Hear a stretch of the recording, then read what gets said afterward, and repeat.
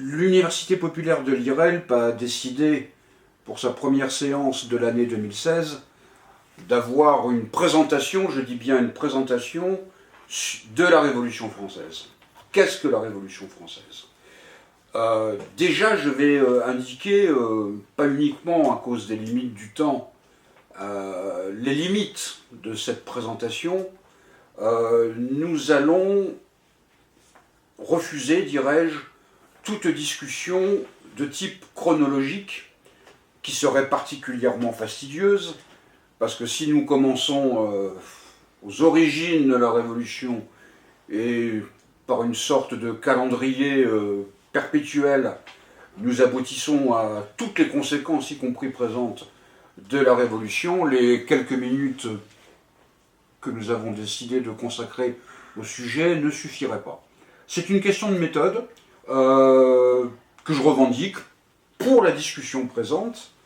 Non pas que la chronologie soit contraire à l'histoire. Sans chronologie, il n'y a pas d'histoire. Comme disait le grand historien Marc Bloch, l'histoire c'est la science des hommes dans le temps. Et donc si on n'a pas la mesure du temps, il ne peut pas y avoir d'histoire et il ne peut pas y avoir de compréhension de la Révolution française. Mais la chronologie, schématiquement, tout le monde la connaît, même si nous reviendrons sur tel ou tel élément plus précis. Ce que nous allons essayer de dégager, c'est l'essence de la Révolution française. C'est le mystère de la Révolution française. Pourquoi a-t-elle lieu? Pourquoi est-elle, l'expression de Michelet, mais elle est encore valable un siècle et demi après, est-elle toujours un objet brûlant? Elle est un objet brûlant, la Révolution française, et je voudrais en donner un exemple à travers un élément d'actualité tout récent. Vous le savez peut-être, en 1937, sous l'égide du ministre de l'Éducation de l'époque, Jean Zay, un des rares ministres de l'Éducation qui mérite d'être honoré, d'ailleurs il va être panthéonisé dans le courant de l'année, donc sous l'égide de ce ministre, Jean Zay, libre penseur par ailleurs, est constitué l'Institut d'histoire de la Révolution française, qui va être de 1937 jusqu'à ces derniers jours, je dis bien ces derniers jours, le fleuron de l'université française, où vont travailler non seulement ces grands historiens qui ont été Georges Lefebvre, Albert Soboul, Michel Vauvel et beaucoup d'autres, la liste est très longue, je ne parle que des plus connus, mais des chercheurs, des historiens venus du monde entier. Je dis bien du monde entier, de Russie, d'Amérique latine, des États-Unis, du Japon. C'était le centre, c'était le fleuron, c'était quelque part le phare qui éclairait la nuit. Pourquoi je parle de l'Institut d'histoire de la Révolution française, dirigé actuellement par mon collègue et ami Pierre Cernat, c'est que depuis le 1er janvier 2016, l'Institut d'histoire de la Révolution française n'a plus d'existence légale. Il a été rattaché au CNRS, et vous connaissez comme moi le CNRS, on sait quand et comment on y entre, on ne sait pas comment et dans quel état on en sort. Il va se perdre, cet institut glorieux, j'insiste bien sur le terme glorieux, il va se perdre dans les méandres administratifs.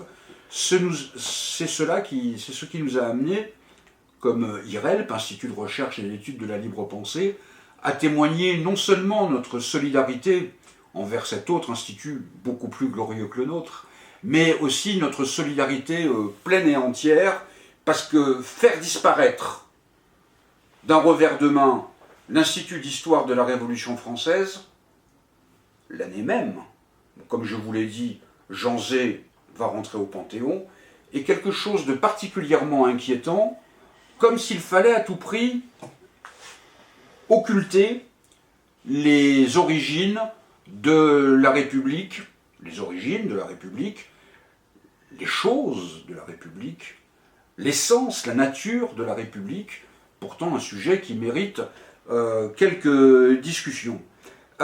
Il n'est pas inintéressant de rappeler que ce n'est pas la première fois, dans la période récente, qu'un institut, ou qu'une œuvre, ou qu'une institution créée à propos de la Révolution française va être balayée par un gouvernement. Je fais référence à ce qui s'est passé en 2003, où la commission fondée par Jean Jaurès, et d'ailleurs cette commission a pris le nom de commission Jaurès, qui était chargée de collecter tous les documents sur l'histoire de la Révolution française, cette commission a été dissoute par un gouvernement qui lui aussi, comme gouvernement, se réclamait de l'héritage de Jean Jaurès et de Jean Zay. Il y aurait beaucoup à réfléchir.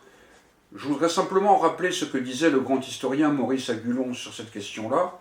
Nous sommes dans une période où le révisionnisme anti-jacobin a pénétré tous les milieux politiques, y compris les milieux politiques de gauche, est non pas à la mode, mais dans l'ambiance, dans le contexte, dans l'air du temps.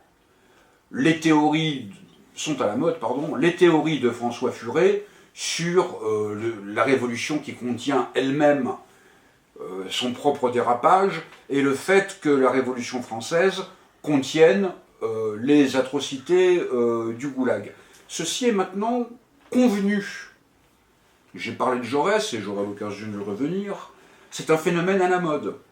Mais c'est passionnant qu'il soit à la mode, parce que comme disait Jean Jaurès dans la lettre à la jeunesse, il disait « Ne venez pas à nous par mode, ce que la mode nous a donné, la mode nous le reprendra. » Donc la mode, par définition, c'est quelque chose qui va se démoder. Et nous en voyons, au niveau de l'étude de la Révolution française, quelques prémices. Il y a un certain nombre de jeunes et valeureux, je dis bien valeureux, historiens qui essayent et arrivent à renouveler les travaux, les recherches, les études, et l'étude de la Révolution française n'est pas morte et ne peut pas mourir. Pourquoi? Et c'est là que, après ce prologue, qu'il faut s'interroger sur l'essence de la Révolution française. On ne peut pas la charger de tous les maux, on ne peut pas la gratifier de tous les honneurs et de toutes les vertus. Le grand historien Georges Lefebvre, que j'ai mentionné précédemment, résumait ainsi, et je souscris totalement à cette caractérisation, la Révolution française a ceci de particulier qu'elle a posé le problème de l'égalité des droits. Et chaque mot de cette phrase vaut son lingot d'or. A posé le problème de l'égalité des droits. A posé, donc ne l'a pas résolu. Elle n'a fait que le poser. Le problème, ça veut dire que c'est à l'humanité tout entière, à vous, à nous, à l'humanité, de trouver la solution. De l'égalité des droits. Il ne s'agit pas de l'égalité absolue. Il s'agit du fait, pour reprendre la formule, et nous y reviendrons, de la Déclaration des droits de l'homme et du citoyen du 26 août 1789, les hommes naissent et demeurent libres et égaux en droit. Et nous verrons pourquoi cette phrase est le premier article de la Déclaration des droits de l'homme et du citoyen, et pourquoi elle a été ainsi rédigée. Donc la Révolution française pose seulement, dirais-je, la question de l'égalité des droits. Et dans le cours même de la Révolution, elle donne 3 pistes de réflexion. L'égalité des droits au sens strict du terme. Tout le monde possède les mêmes droits, chacun a les mêmes droits que le voisin. J'ai pris un exemple récemment pour montrer l'incongruité, je dirais, de la formule. J'ai le même droit qu'Usain Bolt de courir un 100 mètres. Le résultat à la fin sera celui que vous pouvez imaginer. Mais c'est l'égalité des droits. L'égalité des droits, pour prendre un exemple historico-théorique, c'est au sens libéral du terme, vous vous débrouillez. C'est le libéralisme, mais pas au sens bien évidemment du MEDEF actuel, au sens de l'époque, que chacun puisse se débrouiller. C'est la liberté. D'un certain point de vue, pour reprendre la formule d'un précurseur du socialisme, c'est la liberté du renard dans le poulailler. Mais c'est l'égalité de droit. C'est une des premières hypothèses de la Révolution française. Quoi qu'on en pense, on ne peut pas l'éliminer d'un revers de main. Elle mérite d'être considérée, d'une part parce qu'elle a existé, à l'époque et encore maintenant, et ensuite parce qu'elle est une des hypothèses, une des réponses à l'interrogation, au problème évoqué par Georges Lefebvre. Le deuxième terme dans ces possibilités, c'est cette égalité des droits doit être conditionnée. Celui qui est allé le plus loin et le plus précis dans cette réflexion et dans cette action sur la limitation des droits, ou le conditionnement des droits, ou la condition des droits, c'est Robespierre, inspiré de Jean-Jacques Rousseau, comme vous le savez, quand il considère que l'égalité des droits, c'est la limitation de la propriété. Je dis bien la limitation de la propriété. La propriété existe, mais à des conditions telles qu'elle n'empiète pas, je dirais, sur la possibilité pour le voisin, pour le concitoyen, pour les autres citoyens, d'avoir des droits identiques. Ça a duré quelques années.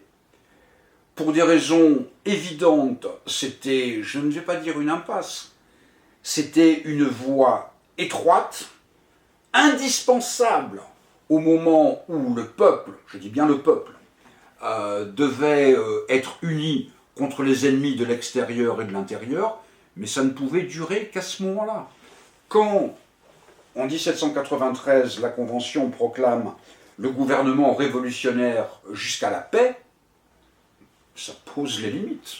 Ça veut dire qu'une fois que la paix arrive, le gouvernement n'est plus révolutionnaire.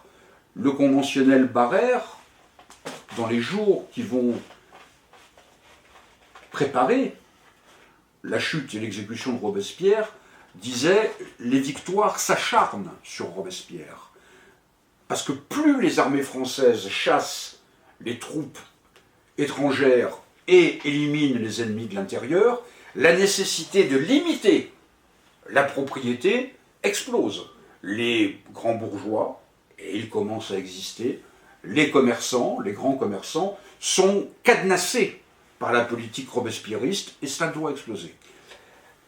Ça aboutit à l'exécution de Robespierre. La troisième hypothèse, sur l'égalité des droits, elle est fondée, et une fois de plus, je reprendrai une formule de Georges Lefebvre, par Babeuf et la conjuration des égaux, que Georges Lefebvre caractérisait comme étant une démocratie communiste. S'il y a égalité des droits, la meilleure solution, la seule solution pour que tout le monde soit dans l'égalité des droits, c'est que toute la République soit propriétaire de tout ce qui est dans la République. C'est une forme de nationalisation, ou d'expropriation, ou de collectivisation. À ce niveau, peu importe les termes, mais Babeuf, d'un certain point de vue, tire jusqu'à ses conclusions ultimes la question de l'égalité des droits, en disant pour que l'égalité des droits soit pleine et entière, il faut que la propriété soit abolie. C'est une des hypothèses du questionnement résumé par Georges Lefebvre. Il faut là aussi la considérer simplement en regardant ces choses.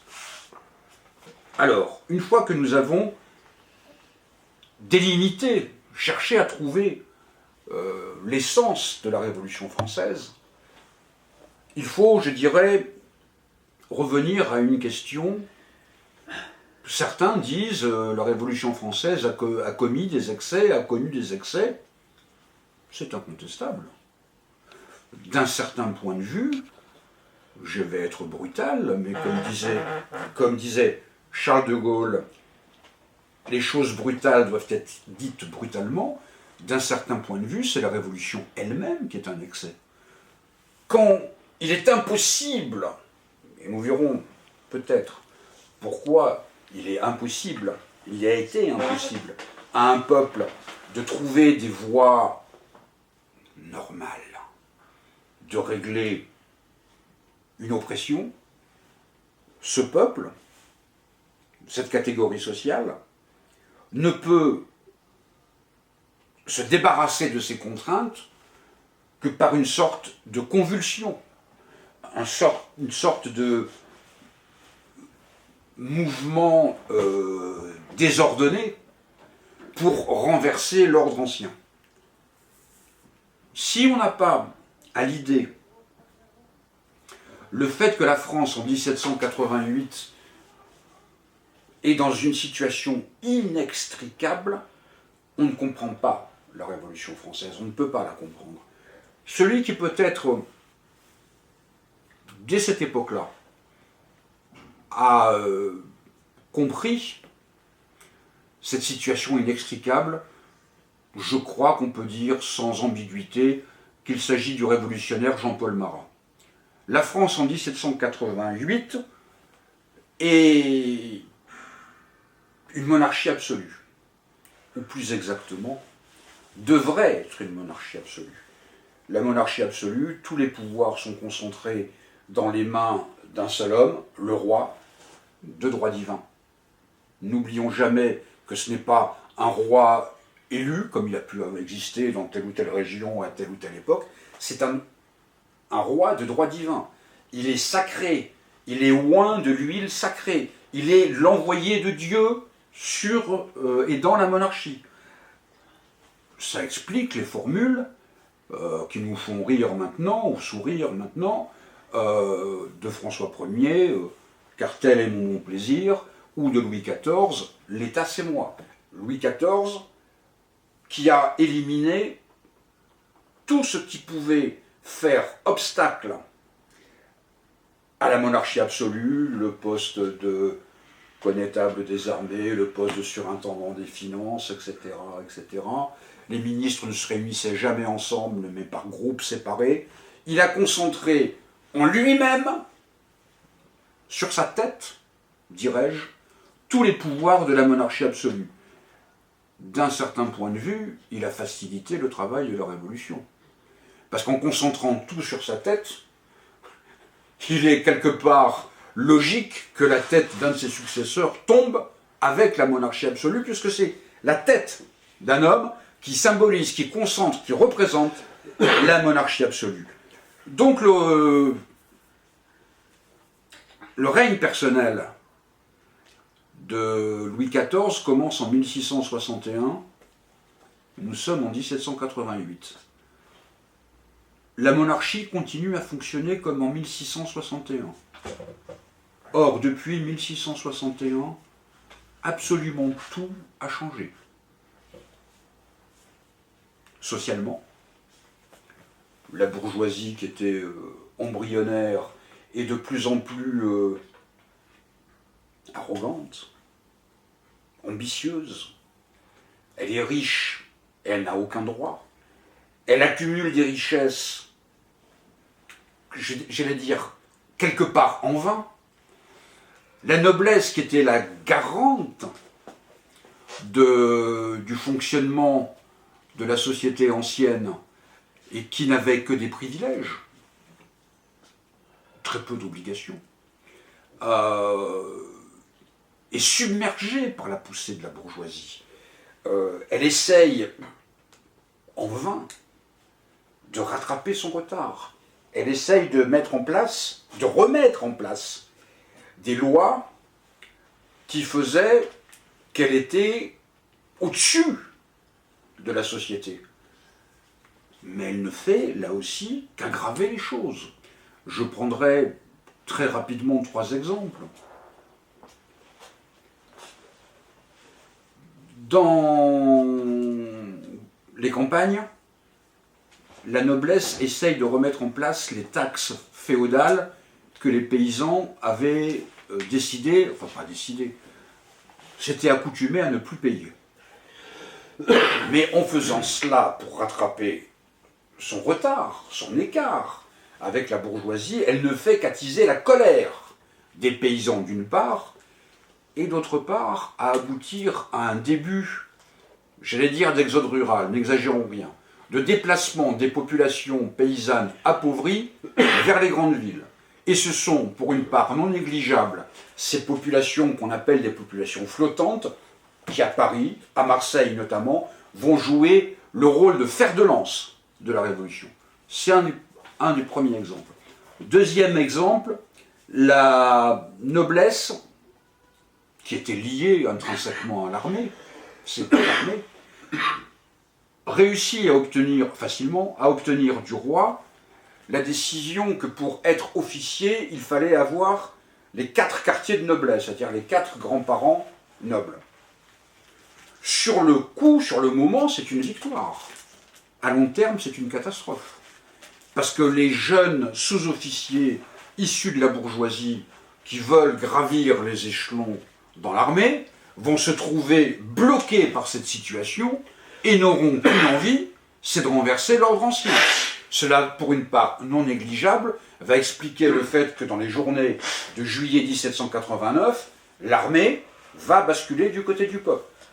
C'est un des symptômes essentiels de toute révolution. Quand les forces de l'ordre, l'armée plus particulièrement, hésitent ou basculent du côté de la révolution. Troisième exemple, beaucoup plus individuel, le jeune Barnave, qui va être un des dirigeants de la Révolution dans ses premières années, devient révolutionnaire, ou plus exactement acquiert une haine inextinguible de la société d'ordre, de la société de la monarchie absolue, quand sa mère et lui, à Grenoble, sont exclus d'une loge de théâtre, parce que cette loge était réservée aux nobles.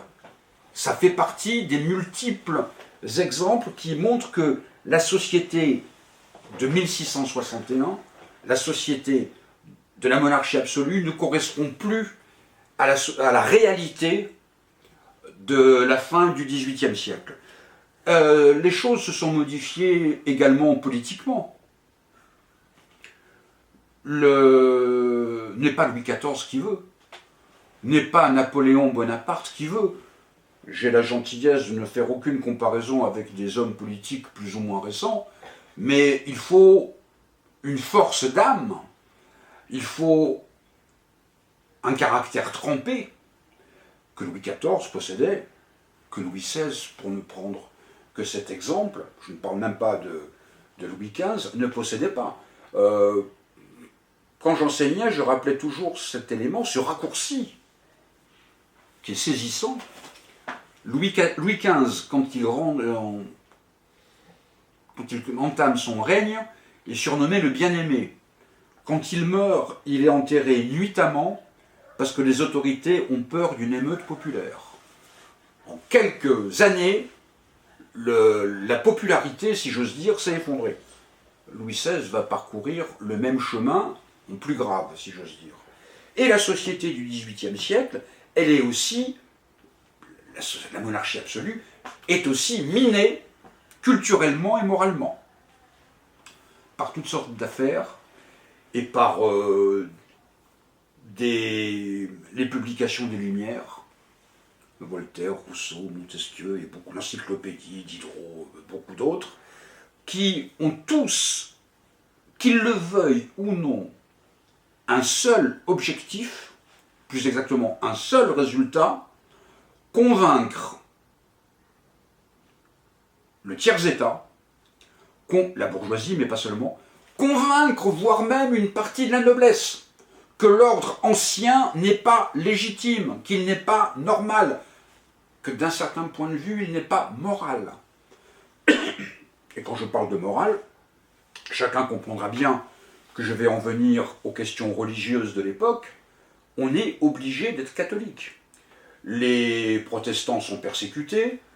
Autour des années 1750, des pasteurs protestants, si vous me permettez l'expression, vont être pendus à Toulouse. Vous connaissez tous l'affaire du chevalier de la Barre, qui est une provocation éhontée, qui n'a qu'une seule signification, montrer à ceux qui voudraient un espace de liberté que l'Église, tout comme la monarchie, veulent à tout prix interdire cet espace de liberté. L'exemple est très simple. C'est une cocotte minute qui ne cesse de chauffer et qui est soigneusement vissée. Et là, c'est valable dans toutes les crises politiques.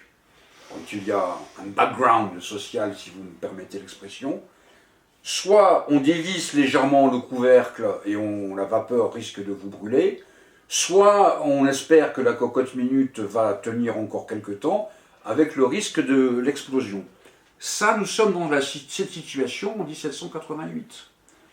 Et Louis XVI, justement, à cause de cette situation-là et de ses caractères personnels, commet une erreur monstrueuse.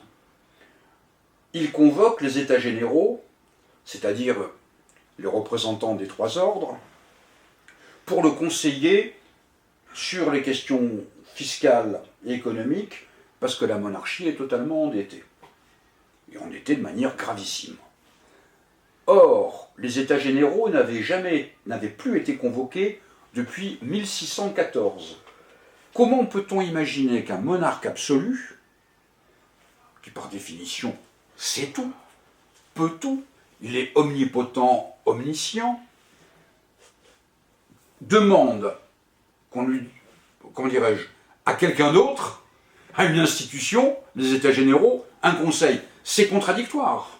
Soit c'est la monarchie absolue et il n'y a pas besoin des États généraux, soit il y a les États généraux et ce n'est plus la monarchie absolue. Louis XVI, sans s'en rendre compte, a commencé le chemin de croix, si j'ose dire, qui va l'amener le 21 janvier 1793, lui, roi de France, envoyé de Dieu sur terre, sacré par l'Église, etc., donc le 21 janvier 1793, à être guillotiné. Donc nous sommes dans la monarchie absolue. La monarchie absolue ne fonctionne que par l'inégalité.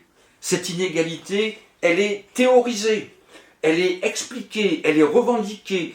C'est impensable.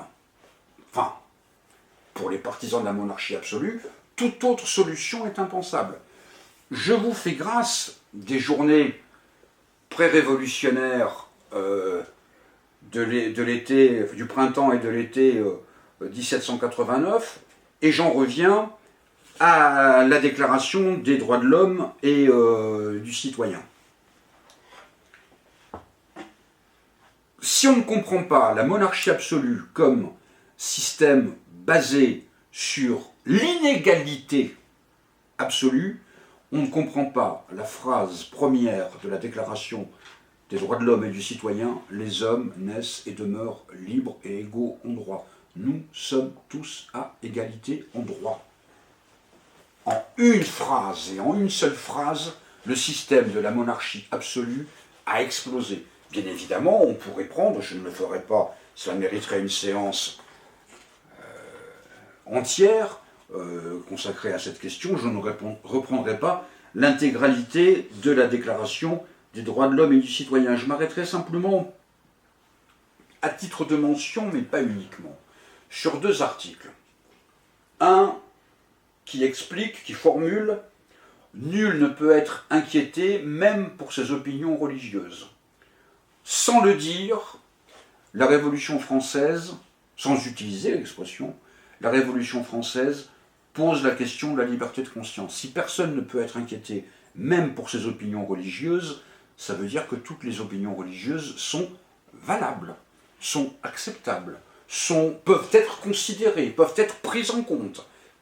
Là aussi, le clergé, la monarchie sacrée, la monarchie de droit divin, explose avec cette phrase-là. Il n'y a plus une opinion religieuse qui est assimilée à l'État, qui est assimilée au monarque, mais les opinions religieuses sont valables. Autre article qu'il faut mentionner, et je reviendrai sur les questions religieuses, autre article qu'il faut mentionner, c'est l'article qui parle de l'honorable charge de payer des impôts. Je dis bien l'honorable charge.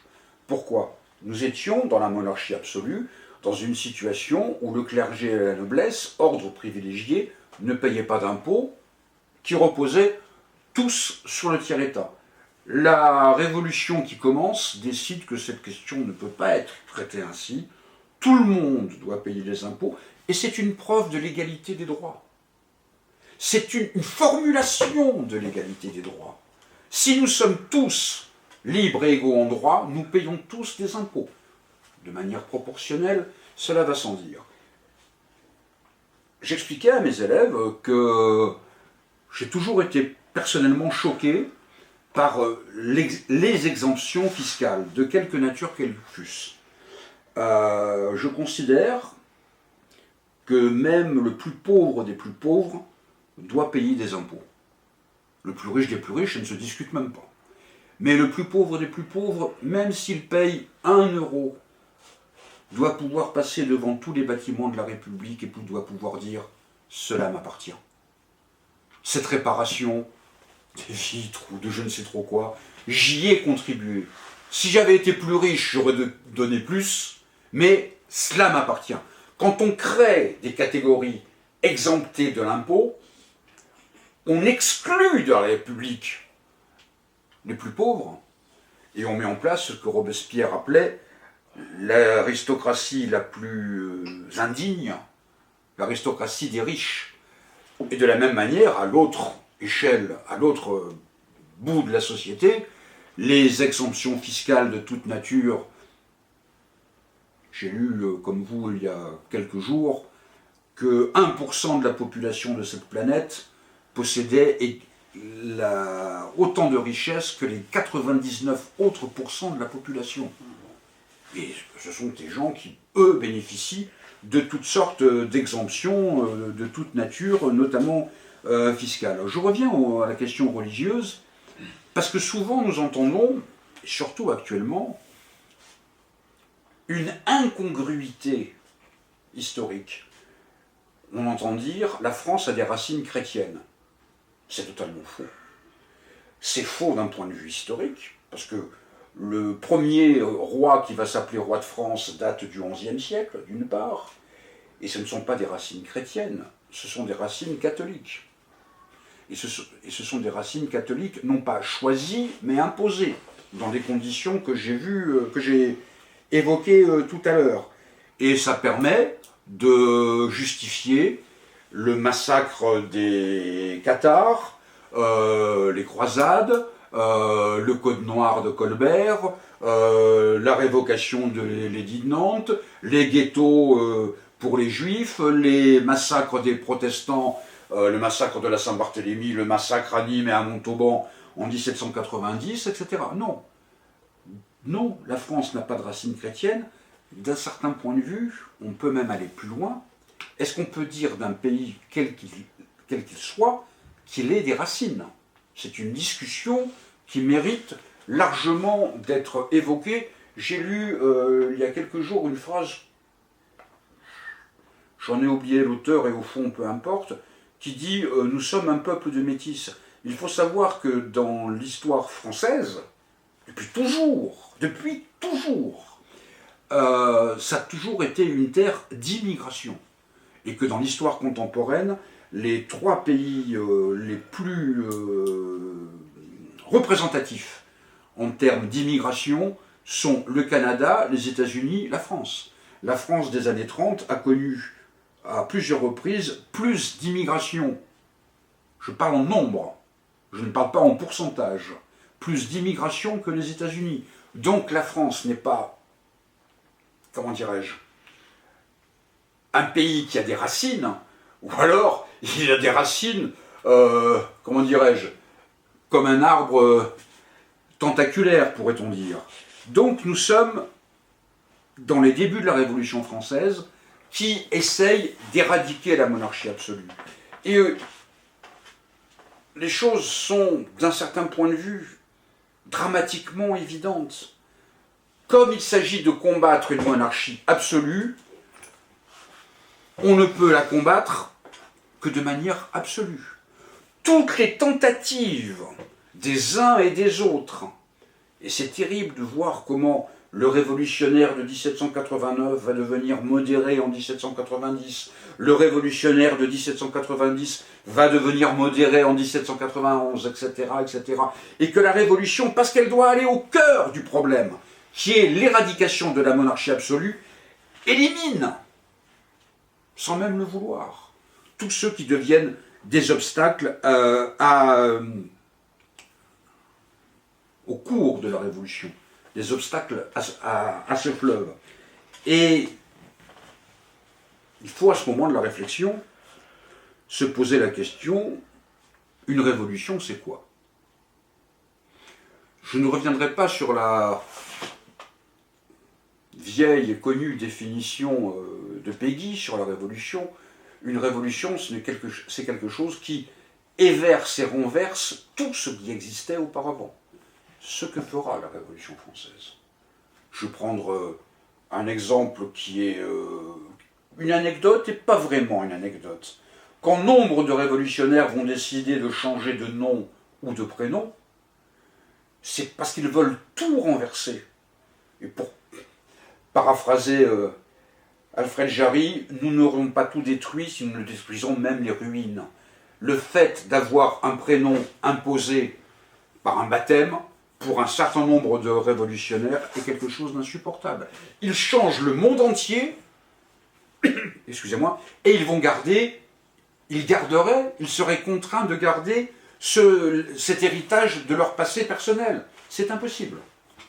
Pour certains, pas pour tous. Mais ça, c'est un choix personnel, ce qui est aussi un des acquis de la Révolution. Donc une révolution, c'est quoi?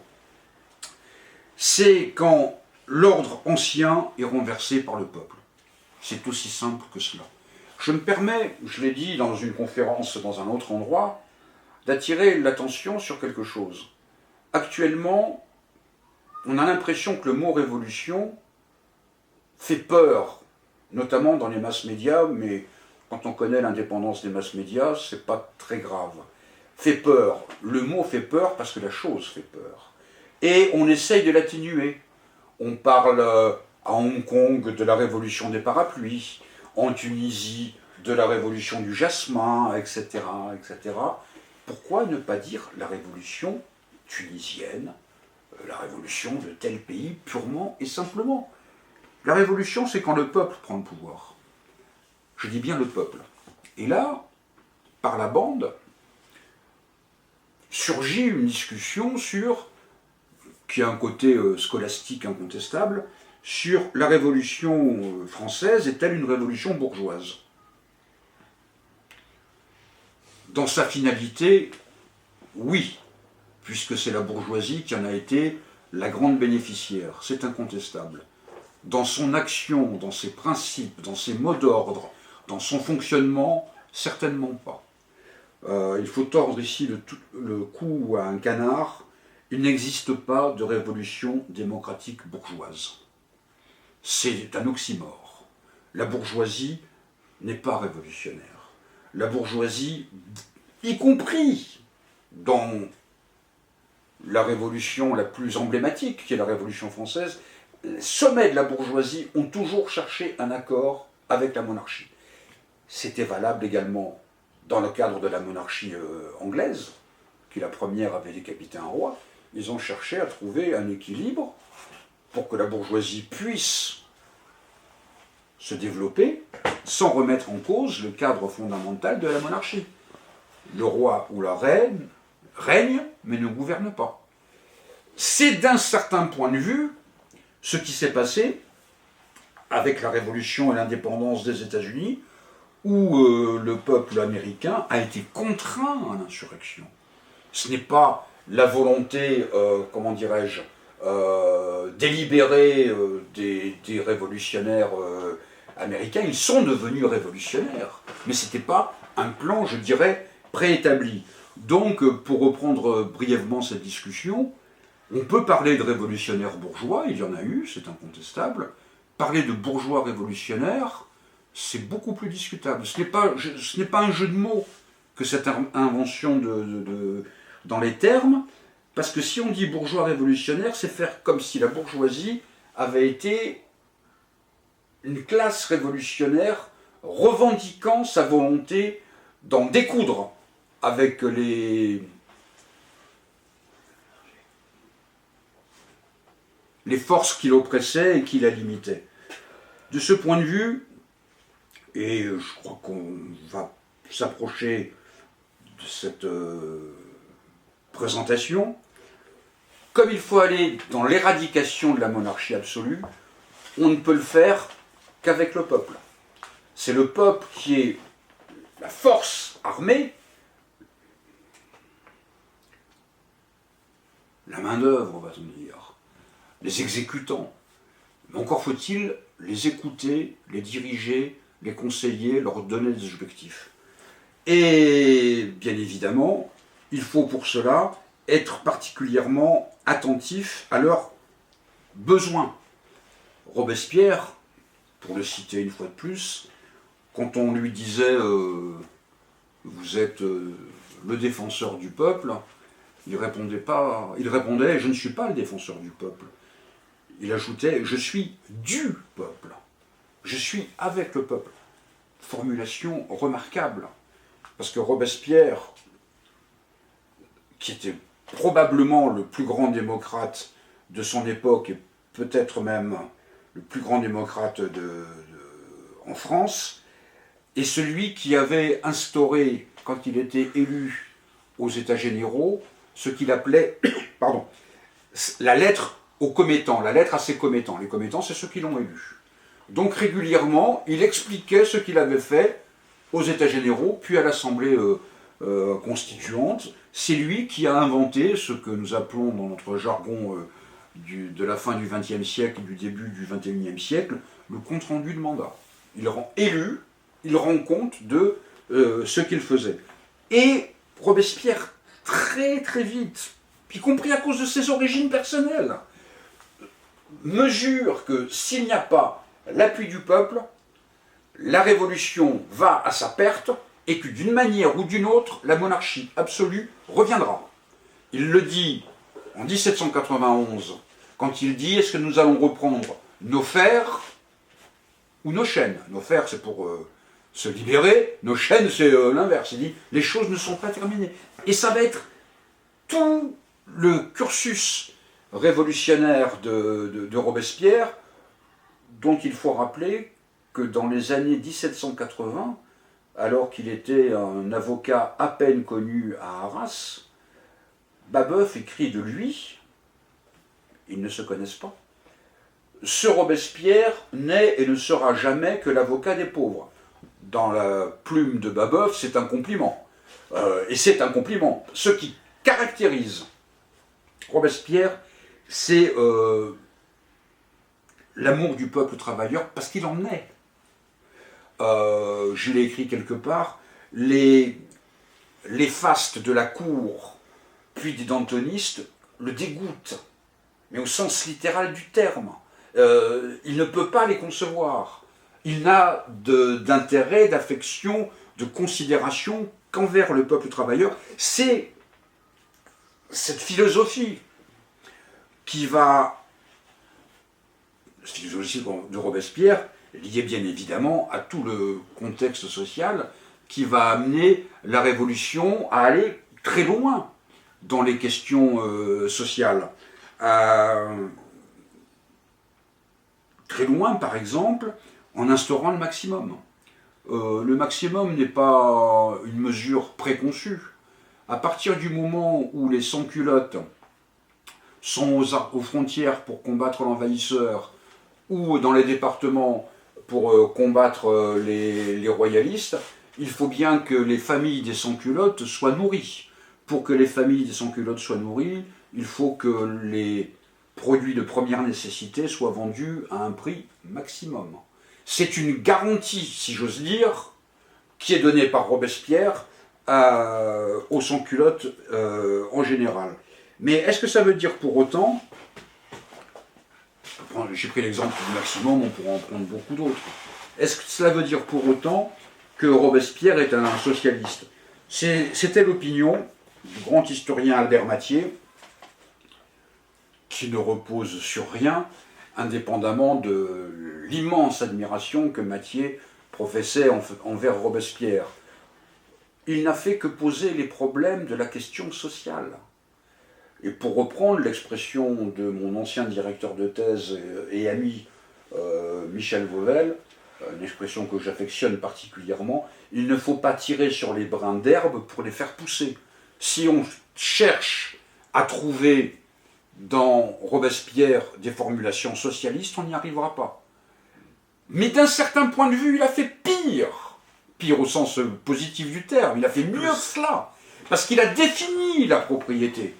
À partir du moment où il définit la propriété, il la caractérise donc comme étant une œuvre humaine, mais si c'est une œuvre humaine, elle peut être faite et elle peut être défaite. Et c'est ça, en posant ce problème dans ces termes-là, que Robespierre est d'un certain point de vue plus révolutionnaire que des révolutionnaires en parole, de la même manière que sur la question religieuse, que l'on reproche beaucoup de choses à tort à Robespierre, quand l'opportuniste Joseph Fouché fait écrire à l'entrée des cimetières « La mort est un silence éternel », Robespierre lui répond « Non, la mort, c'est le début de l'immortalité ».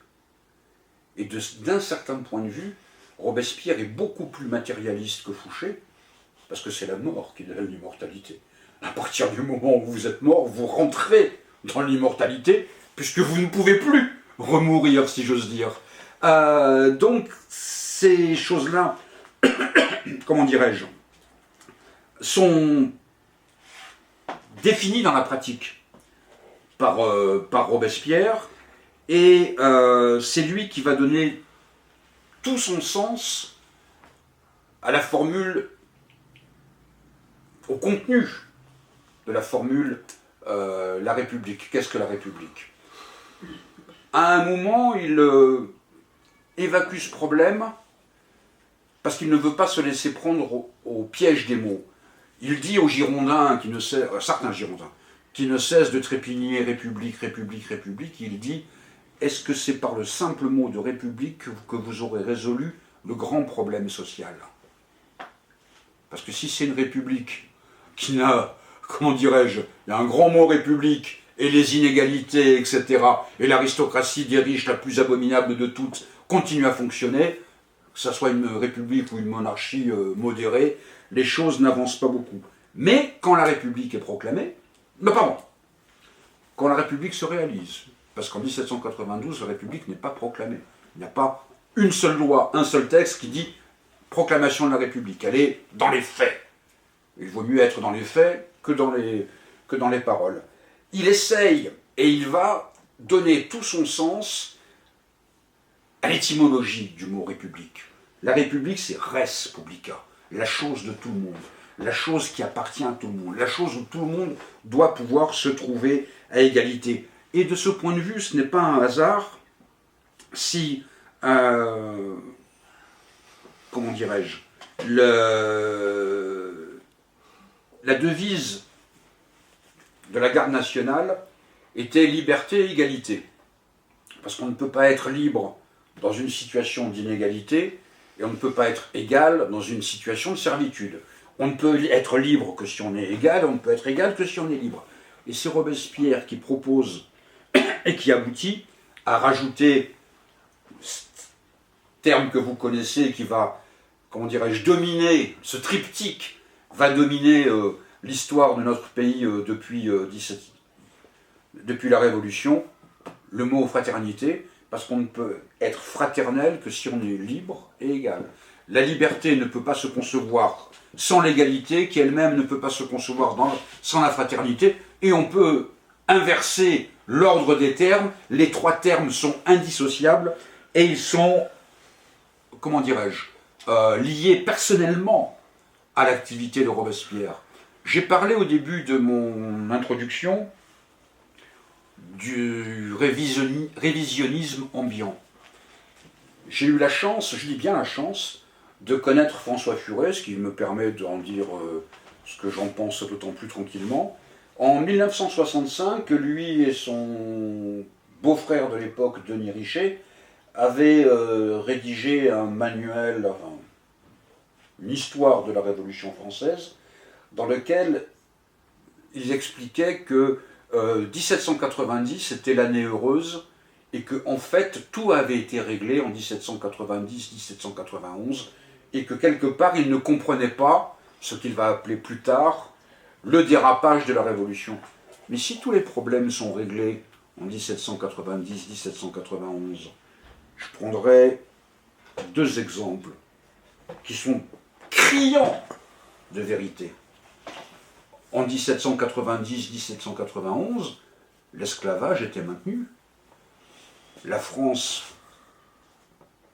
a au moins, en regardant l'histoire universelle, cet immense honneur, c'est d'avoir été le premier pays à abolir l'esclavage, sur l'initiative de Robespierre. De la même manière, si on dit qu'en 1790-1792, 91, pardon, tout est réglé, la question du suffrage universel ne se pose pas, puisque le suffrage universel ne va être mis en place qu'en 1792, avant de redisparaître, etc. Ça revient d'ailleurs à ce qu'on expliquait sur le fait que la bourgeoisie n'est pas une classe révolutionnaire, parce qu'elle était prête, en 1790, à trouver tous les accommodements possibles avec la monarchie, à limiter la monarchie, mais à garder l'esclavagisme et l'esclavage qui permettait par le biais du commerce triangulaire de faire des fortunes immenses, et de limiter le droit de vote à ce que Boissy d'Anglas appelait les plus instruits, qui sont obligatoirement les propriétaires. Donc tout ceci revient à notre point de départ. L'essence de la Révolution française, elle a posé l'égalité des droits. J'ai essayé, à travers cette brève introduction, de donner quelques pistes de réflexion. Je me permettrai de terminer sur une phrase de cet homme admirable,